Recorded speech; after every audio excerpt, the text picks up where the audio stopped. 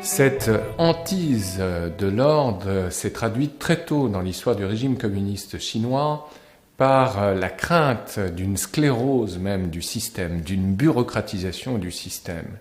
Mao Tse-tung le rappelait d'une manière constante, la révolution n'est pas un dîner de gala, ou bien il en appelait aussi à la révolution dite permanente. Cela s'est traduit dans les faits par une transformation, une mutation constante et sur la durée du Parti communiste chinois. D'abord, il s'agissait, on le sait, d'un parti constitué pour l'essentiel de paysans soldats. Dans un deuxième temps, à partir des années 50, d'ouvriers pour l'essentiel. Et enfin, troisième grande période, le Parti communiste chinois, à l'aube du XXIe siècle, à la fin des années 90, sous la présidence de Jiang Zemin, s'était ouvert aux hommes d'affaires. Donc évolution constante, évolution que n'a pas prise en revanche le Parti communiste soviétique. Toutefois, cette hantise de l'ordre ne souffre évidemment d'aucune forme de dissidence ou d'hétérodoxie dans les faits, même si l'on ne peut en rien comparer la Chine d'hier, la Chine de Mao Tse-tung, et la Chine d'aujourd'hui, celle de Xi Jinping. Nous sommes passés d'un régime totalitaire à un régime autoritaire, ce qui n'est absolument pas la même chose.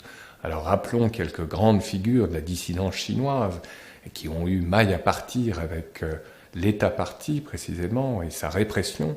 Wei Jinshen, bien sûr, incarcéré pendant près de 17 ans et libéré à la demande du président américain de l'époque, Bill Clinton, en 1997, ou plus récemment Liu Xiaobo, prix Nobel de la paix, qui n'avait pu quitter le territoire chinois pour se voir remettre à Oslo le prix en question, et puis d'autres grandes figures telles que le Ouïghour Ilham Tohti, incarcéré à partir de septembre 2014 pour une durée d'incarcération à vie, mais aussi Rabia Kader, grande passionnariat ouïghour, ou enfin le Dalai Lama, qui est véritablement la bête noire du régime communiste chinois. Cette hantise de l'ordre se traduit aussi par une réécriture systématique de l'histoire et une interdiction ou quasi de traiter librement des pans entiers de l'histoire, y compris de l'histoire contemporaine de la Chine.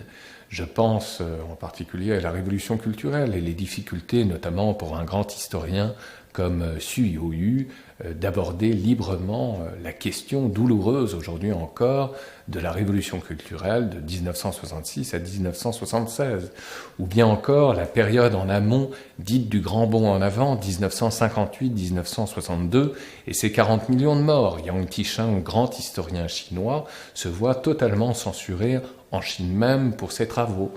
Ou encore la période dite des sans-fleurs, 1956-1957, qui a vu plusieurs millions de personnes déportées dans les camps de travail, les fameux laogai. Tout cela pour nous dire que cette hantise de l'ordre se traduit d'une manière systématique, et nous le voyons dans tous les domaines, par une exaltation de l'unité nationale qui ne souffre fondamentalement d'aucun écart ou quasi, tant dans le domaine de l'histoire que dans le domaine des comportements politiques, bien sûr.